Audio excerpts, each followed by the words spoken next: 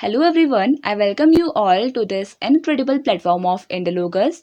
तो आज के इस वीडियो में हम जनरल नॉलेज और जनरल स्टडी से रिलेटेड बेसिकली स्टैटिक जीके से रिलेटेड कुछ इंपॉर्टेंट क्वेश्चंस का डिस्कशन करेंगे जो आपके आने वाले कॉम्पिटिटिव एग्जाम्स के लिए काफ़ी ज़्यादा यूजफुल रहेंगे। तो चलिए हम इस वीडियो को स्टार्ट करते हैं with our very first question जो है acidic nature of soil is shown by high concentration of. Right answer हो जाएगा इसके लिए ऑप्शन नंबर ए यानी कि हाइड्रोजन। तो बेसिकली जो सॉइल में प्रेजेंट होते हैं H+ आयंस जिनको हाइड्रोनियम आयंस भी कहा जाता है, तो उनकी प्रेजेंस की वजह से उनकी हाई कंसंट्रेशन की वजह से जो सॉइल है उसका नेचर एसिडिक होता है। तो देखिए जो पीएच स्केल होता है वो 0 से लेकर 14 के बीच में वेरी करता है। जो 7 होता है वो न्यूट्रलिटी को शो करता है। जो 7 से पीछे वाला जो पीएच होता है वो एसिडिक होता है और 7 के बाद वाला जो पीएच होता है वो बेसिक होता है। Soil acidity is determined by high concentration of hydrogen ions, that is H+ ions in the soil. To neutralize soil acidity, we can add liming materials like limestone, dolomite, hydrated lime और quick lime। तो basically जो acidity है उसको कम करने के लिए हम उसमें बेस ऐड करते हैं और bases like limestone and dolomite are used for that purpose. These bases react with hydronium ions in the soil solution to form water। और देखिए जब भी एसिड और बेस रिएक्ट करते हैं तो न्यूट्रलाइजेशन रिएक्शन होती है जहाँ पे बाई प्रोडक्ट होता है सॉल्ट प्लस वाटर। ये भी आपने ध्यान में रखना है। द आउटकम और the result of neutralisation reaction is salt and water. ये भी आपने ध्यान में रखना है। हाइड्रोजन की बात करें तो ये फर्स्ट एलिमेंट है हमारे पीरियोडिक टेबल का, एटॉमिक नंबर 1 है इसका और मास नंबर भी 1 है और hydrogen was discovered by Cavendish. Next question, which of the following Indian acts was passed in the year 2005? Right answer हो जाएगा इसके लिए ऑप्शन नंबर डी यानी कि the protection of women from domestic violence act of 2005। तो ये जो act है ये 2005 में पास किया गया था। This landmark act was passed by Indian parliament on May 12, 2005 and came into force on 12 अक्टूबर 2005। तो देखिए फोर्स में कब आया, 12 अक्टूबर। ये डेट भी आपको ध्यान में रखनी है, very important. This act defines domestic violence as any act that harms और endangers the health, safety, life or well-being of the aggrieved person। तो बेसिकली वुमेन की सिक्योरिटी को इंक्रीज करने के लिए इस एक्ट को पास किया गया था ताकि उन पे किसी भी तरीके का वायलेंस यानी कि किसी भी तरीके का उनके ऊपर अत्याचार ना हो। It includes physical, sexual, verbal, emotional and economic abuse. तो हर तरीके के अब्यूज़ से ये प्रिवेंट करता है वुमेन को। ये act the protection of women act of 2005 ये आपको ध्यान में रखना है। इसके अलावा बायोडाइवर्सिटी एक्ट 2002 में पास हुआ था, ये भी आपने ध्यान में रखना है। एंड मनी लॉन्ड्रिंग एक्ट जो ये है prevention of money laundering act, ये भी 2002 में पास हुआ था और कंपटीशन एक्ट भी 2002 में ही पास हुआ था। Next question, the next question is which planet of our solar system is known as the morning star? Right answer हो जाएगा इसके लिए ऑप्शन सी यानी कि वीनस। तो वीनस जो हमारे सोलर सिस्टम का सेकेंड प्लैनेट है फ्रॉम द सन, ये इसे मॉर्निंग एंड इवनिंग स्टार के नाम से जाना जाता है। मोर ओवर वीनस को अर्थ ट्विन के नाम से भी जाना जाता है। Venus appears in the eastern sky before sunrise, sometimes it appears in the western sky just after the sunset, therefore it is also called as morning और इवनिंग स्टार। तो देखिए मॉर्निंग और इवनिंग स्टार कहा जाता है क्योंकि sunrise और sunset से पहले ये आसमान में दिखाई देता है। इसके अलावा इसको अर्थ का ट्विन भी कहा जाता है। मोर ओवर जो हमारा वीनस है ये हॉटेस्ट प्लैनेट है हमारे सोलर सिस्टम का, ये भी आपने ध्यान में रखना है। Next question, who is the author of the famous book the God of Small things? Right answer हो जाएगा ऑप्शन नंबर डी यानी कि अरुंधति रॉय। तो अरुंधति रॉय इनकी ये बुक काफ़ी ज़्यादा फेमस है, the God of Small things, ये भी आपने ध्यान में रखना है। So the correct answer is Arundhati Roy. The God of Small things is the debut novel of Indian author Arundhati Roy. तो अरुंधति रॉय जो इंडियन ऑथर है इनकी डेब्यूट नॉवेल का नाम ही The God of Small Things है, ये आपने ध्यान में रखना है। इसके अलावा अगर हम बात करें अरुंधति रॉय की और नॉवेल्स की तो गॉड ऑफ स्मॉल थिंग्स सबसे इम्पॉर्टेंट है। इसके अलावा The Ministry of Utmost Happiness and Azadi are some of books written by Arundhati Roy. Next question, the Finance Commission is constituted under dash article of the Constitution of India. Right answer हो जाएगा option B, यानी कि under article 280 जो हमारा finance commission है ये constitute हुआ है, ये आपने ध्यान में रखना है। अगर हम बात करें फाइनेंस कमीशन कब बना था, तो 22 नवंबर 1951 को under the chairmanship of K C. Neogy इसका फॉर्मेशन हुआ था फाइनेंस कमीशन का। सो the finance commission is constituted by the president under article 280 of the constitution mainly to give its recommendation on distribution of tax revenues between union and state and among us the state themselves। तो जो finance commission है इसका work क्या होता है, recommendation देना, distribution of taxes के ऊपर अपना रिकमेंडेशन देना, जो बेसिकली होता है between the state and the union government और स्टेट के बीच में भी, ये भी आपने ध्यान में रखना है। तो अगर हम बात करें कंट्री के करंट में फाइनेंस मिनिस्टर की, तो Nirmala Sitharaman is currently the finance minister. And अगर हम बात करें फर्स्ट फाइनेंस मिनिस्टर की, तो Shanmukham Shetty was the first finance minister of the country. Next question, Madagascar is located in the ocean, in which ocean, in dash ocean. आप यहाँ पे blank रख लीजिएगा।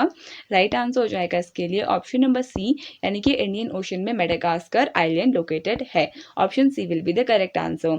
Madagascar is an island country in the south western part of Indian Ocean of the east coast of Africa. अगर हम बात करें African ocean, so basically अगर हम बात करें कि अफ्रीकन कॉन्टिनेंट और इंडियन ओशन को क्या सेपरेट करता है, तो Mozambique channel which is 250 miles wide separates the Madagascar from the African continent। ये भी आपने ध्यान में रखना है। मेडागास्कर की बात करें तो मेडागास्कर वर्ल्ड का 5th लार्जेस्ट आइलैंड है, ये भी आपने ध्यान में रखना है। Next question, which modern ruler established Sanchi stupa. Right answer हो जाएगा इसके लिए ऑप्शन नंबर ए, यानी कि अशोका। तो Ashoka was the modern ruler जिन्होंने सांची स्तूपा का कंस्ट्रक्शन करवाया था। सांची स्तूपा एक बुद्धिस्ट कॉम्प्लेक्स है जो मध्य प्रदेश स्टेट में लोकेटेड है। The great stupa at Sanchi is one of the oldest stone structures in India and an important monument of Indian architecture का एक काफ़ी इंपॉर्टेंट मॉन्यूमेंट है Sanchi stupa. It was originally commission by Mauryan emperor Ashoka the great in the 3rd century BC में अशोका ने for the first time इसे commission किया था, ये भी आपने ध्यान में रखना है। अगर हम बात करें कौन से रिवर के साइड पे लोकेटेड है सांची स्तूपा, तो Chambal river will be the correct answer, ये भी आपने ध्यान में रखना है। नेक्स्ट क्वेश्चन देख लेते हैं। The next question is where in India is the slash and burn agriculture known as Kurwa. Right answer हो जाएगा ऑप्शन नंबर डी, यानी कि स्टेट ऑफ झारखंड। तो झारखंड में जो स्लैश एंड बर्न एग्रीकल्चर है, जिसे बेसिकली शिफ्टिंग कल्टीवेशन कहा जाता है, इसे कुरवा कहा जाता है इन द स्टेट ऑफ झारखंड, ये आपने ध्यान में रखना है। अगर हम बात करें स्लैश एंड बर्न एग्रीकल्चर होता क्या है, तो बेसिकली एक ऐसा कल्टीवेशन का प्रोसेस होता है जिसे ट्राइबल पीपल परफॉर्म करते हैं। Basically tribal people forest to forest जाते हैं, वहाँ के ट्रीज को कट करते हैं, ट्रीज से के जो एशेज होते हैं, यानी कि जो उसकी राख होती है, उसको वो as a fertiliser, as a pesticide use करते हैं और इस तरीके से कल्टीवेशन को परफॉर्म करते हैं। और जो बेसिकली ट्राइबल पीपल होते हैं वो उस एरिया को, उस पर्टिकुलर एरिया को छोड़ देते हैं अगर जो सॉइल है वो अपनी फर्टिलिटी लूज कर देती है तो इन सिंपल टर्म्स ये है shifting cultivation. Slash and burn agriculture is known as kurwa in the state of Jharkhand in India. Jhuming की बात करें तो झुमिंग इसे कहा जाता है north eastern states of Assam, Nagaland, Meghalaya और मिजोरम में। बेवार और धैया इसका नाम है मध्य प्रदेश में। पोडू एंड पेंडा कहा जाता है इसे आंध्र प्रदेश में, और पामा दाबी और कोमन कहा जाता है इसे उड़ीसा में, ये भी आपने ध्यान में रखना है। अगर हम बात करें वेस्टर्न घाट्स में क्या कहा जाता है, तो कुमारी कहा जाता है इन द वेस्टर्न घाट्स, ये आपने ध्यान में रखना है। हिमालयन बेल्ट में इसे खिल के नाम से जाना जाता है, और ओडिशा में हम डिस्कस कर चुके हैं, ओडिशा में क्या कहा जाता है इसे, पामा दाबी और कोमन। चलिए नेक्स्ट क्वेश्चन देख लेते हैं। Next question, which of the following events occurred first during the Indian national movement. Right answer हो जाएगा इसके लिए ऑप्शन नंबर बी, यानी कि पार्टीशन ऑफ बंगाल। तो partition of Bengal was the first event जो इनमें से फॉर द फर्स्ट टाइम हुआ था इन द ईयर 1905 में। तो Lord Curzon announce the partition of Bengal on 20 July 1905 और इसके ही अगेंस्ट में इंडियंस ने स्वदेशी मूवमेंट स्टार्ट किया था। The idea was to divide Bengal into two parts which was Bengal and the eastern Bengal. Simon Commission की बात करें तो साइमन कमीशन इंडिया में आया था इन द ईयर 1928 में, खेड़ा सत्याग्रह हुआ था 1918 में एंड दांडी मार्च हुआ था 12 मार्च 1930 में। ये भी आपने ध्यान में रखना है। नेक्स्ट क्वेश्चन देख लेते हैं। The Nalanda university was founded by, right answer हो जाएगा ऑप्शन सी यानी कि कुमारगुप्त। तो कुमारगुप्त वॉज द रूलर जिन्होंने नालंदा यूनिवर्सिटी को स्टैब्लिश किया था। Nalanda Mahavir was founded by Kumaragupta one of the Gupta dynasty in 5th century CE. It was patronized by various kings including Harshavardhana of Kannauj. Very important ruler थे, वेरी फेमस रूलर थे Harshavardhana north India के, and the Pala rulers as well as the various scholars. तो काफ़ी ज़्यादा लोगों ने, काफ़ी rulers ने नालंदा यूनिवर्सिटी को कमीशन दिया था। ये भी आपने ध्यान में रखना है। सो चलिए नेक्स्ट क्वेश्चन देख लेते हैं। Dash is the vocal form of music from the state of Punjab, right answer हो जाएगा इसके लिए ऑप्शन नंबर सी यानी कि तप्पा। तो तप्पा ये एक वोकल फॉर्म ऑफ म्यूजिक है from the state of Punjab, ये आपने ध्यान में रखना है। Tappa is a semi classical vocal music form that originated from the folk songs of camel riders in Punjab and Sindh.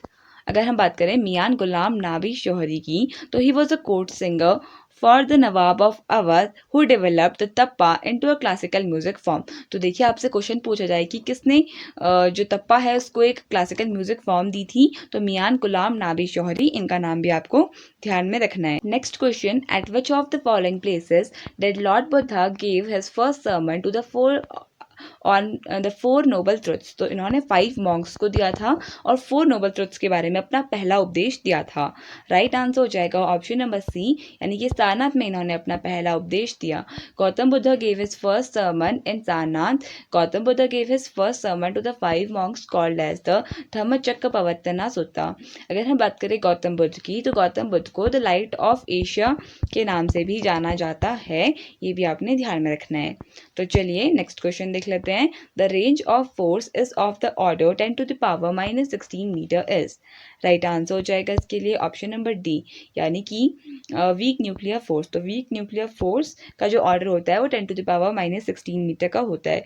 तो नेचर में 4 फोर्सेस पाए जाते हैं, 4 नेचुरल फोर्सेस पाए जाते हैं, जिसको हम एक बेंटन में कैरेक्टर है जिसका नाम था ग्वेन, उसके नाम से हम याद कर सकते हैं। जी फॉर ग्रेविटेशनल फोर्स, और W for week nuclear force, E for electrostatic force and N for nuclear force. जो न्यूक्लियर फोर्स होता है सबसे ज़्यादा स्ट्रॉन्गेस्ट फोर्स होता है, इसे स्ट्रॉन्ग न्यूक्लियर फोर्स कहा जाता है। और सबसे कम ऑर्डर का जो फोर्स होता है, सबसे वीकेस्ट जो फोर्स होता है वो होता है ग्रेविटेशनल फोर्स। नेक्स्ट क्वेश्चन देख लेते हैं। So before discussing next question, अगर हम बात करें range of this week nuclear force की, तो 10 to the power -17 से लेकर 10 to the power -16 मीटर्स का रेंज है। Week nuclear force is a short distance force meaning it's only effective at a very short distances. तो weak nuclear force काफ़ी छोटी सी distances में रखता है, ये आपने ध्यान में रखना है। Next question, who among the following was the first Dr. Shanti Swarup Bhatnagar awardee? Right answer will be option B यानी कि K.S. कृष्णन। तो K.S. Krishnan was the first person जिनको फर्स्ट शांति स्वरूप भटनागर अवार्ड मिला था। The first winner of Shanti Swarup Bhatnagar prize was कराईमानिकम Srinivas Krishnan, जिनको short में K.S. Krishnan कहा जाता है, an Indian physicist in 1958। Krishnan won the award for his work on the Raman scattering, which he co-discovered with his mentor C.V. Raman. तो C.V. Raman इनके mentor थे K.S. Krishnan के, ये भी आपने ध्यान में रखना है। अगर हम बात करें कि ये C.V. रमन कौन थे, तो C.V. Raman was the person जिनको मिला था Nobel prize in physics, was the first Indian to get Nobel prize in physics, ये भी आपने ध्यान में रखना है। सो चलिए नेक्स्ट क्वेश्चन देख लेते हैं। Who drafted the objective resolution of the preamble? Right answer will be option number D, यानी कि पंडित जवाहरलाल नेहरू, इन्होंने ऑब्जेक्टिव रिजोल्यूशन को ड्राफ्ट किया था जो हमारे प्रियम्बल का था। ये भी आपने ध्यान में रखना है। पंडित नेहरू का ही आइडिया था कि प्रियम्बल को इंक्लूड करना चाहिए हमारे कॉन्स्टिट्यूशन में, एंड प्रियम्बल हमने यूएसए के कॉन्स्टिट्यूशन से अडॉप्ट किया है। The preamble to the Indian constitution is based on objective resolution drafted and moved by Pandit Jawaharlal Nehru and adopted by the constituent assembly. तो चलिए नेक्स्ट क्वेश्चन देख लेते हैं। Which mission aims to provide tap water connection to every rural home by 2024? Right answer हो जाएगा इसके लिए option number D, यानी कि जल जीवन मिशन। तो जल जीवन mission it was started by prime minister Narendra Modi on 15 अगस्त 2019 में स्टार्ट किया था, और इसका एम था, इसका एम्बिशियस गोल था of providing tap water supply to every rural household by 2024। ये भी आपने ध्यान में रखना है। चलिए नेक्स्ट क्वेश्चन देख लेते हैं। Which of the following statements about Swami Dayanand Saraswati is incorrect? Right answer हो जाएगा ऑप्शन नंबर सी, यानी कि he was the founder of Brahmo Samaj, क्योंकि ब्रह्मो समाज के फाउंडर कौन थे? Raja Ram Mohan Roy was the founder of Brahmo Samaj. Next question देख लेते हैं। So before discussing next question, अगर हम बात करें दयानंद सरस्वती की, तो he was a Hindu reformer who believed in Vedas and as the absolute truth. He founded the Arya Samaj. तो इन्होंने कौन सा समाज फॉर्म किया था? Arya Samaj. In the year 1875 to spread Hindu culture and religion. He was against the caste system, idolatry and untouchability के ये खिलाफ थे। ये भी आपने ध्यान में रखना है। तो चलिए नेक्स्ट क्वेश्चन देख लेते हैं। Which vitamin is obtain from the sun rays? Right answer हो जाएगा ऑप्शन नंबर डी, यानी कि vitamin D is obtain from the sun rays. तो विटामिन डी के साइंटिफिक नेम की बात करें या केमिकल नेम की बात करें तो ये है कैल्सीफेरॉल। ए की बात करें तो विटामिन ए का जो साइंटिफिक नेम है ये है रेटिनॉल। सी का है ascorbic acid and vitamin K का है phylloquinone. So vitamin D is obtain from sun rays. When bare human skin is exposed in the sun it takes vitamin D from the sun. तो basically हमारी body के अंदर vitamin D already present होता है, जो sun rays होती हैं उसकी वजह से वो विटामिन डी एक्टिवेट होता है। ये आपने ध्यान में रखना है। Ultraviolet B UVB is the part of the sun rays which is important to the humans. Beriberi refers to a cluster of symptoms caused primarily by the nutritional deficit in vitamin B। तो यहाँ पे I think अलग एक important fact यहाँ पे print हो चुका है, जो है कि बेरी एक डिजीज होती है because of the deficiency of vitamin B. ये भी आपने ध्यान में रखना है। नेक्स्ट क्वेश्चन देख लेते हैं। Bleaching powder is used in drinking water as in. Right answer हो जाएगा ऑप्शन बी, यानी कि डिसइंफेक्टेंट की तरह ब्लीचिंग पाउडर का यूज किया जाता है ड्रिंकिंग वाटर में। तो water purification is the work of bleaching powder. Bleaching powder की बात करें तो इसको कैल्शियम ऑक्सीक्लोराइड के नाम से भी जाना जाता है। इसका फॉर्मूला होता है CaClO whole twice. It is used for the disinfection of water in the treatment process. The chlorine released by the bleaching powder kills pathogens. तो इससे जब जो ये ब्लीचिंग पाउडर है Cl2 गैस इससे रिलीज होती है जो जर्म्स को मारती है। The residual effect of this chlorine protects water from getting infected with pathogens. So next question, who called the preamble as the identity card of the constitution? Right answer हो जाएगा option B, यानी कि N.A. Palkhivala, इन्होंने कहा था preamble को as the identity card of the constitution. Basically जो preamble होता है ये प्रीफेस या फिर इंडेक्स होता है हमारे कॉन्स्टिट्यूशन का, जो उसके प्रिंसिपल्स को सिंपल टर्म्स में, प्रिंसिपल्स और आइडियोलॉजीज को सिंपल टर्म्स में डिफाइन करता है। N.A. Palkhivala, an eminent jurist and constitutional expert, called the preamble as the identity card of the constitution. ये आपको ध्यान में रखना है। So with this we come to an end of this video. I hope आपको ये वीडियो पसंद आया होगा. So thank you so much for watching this video and I would like to wish you all the very best for your coming examinations.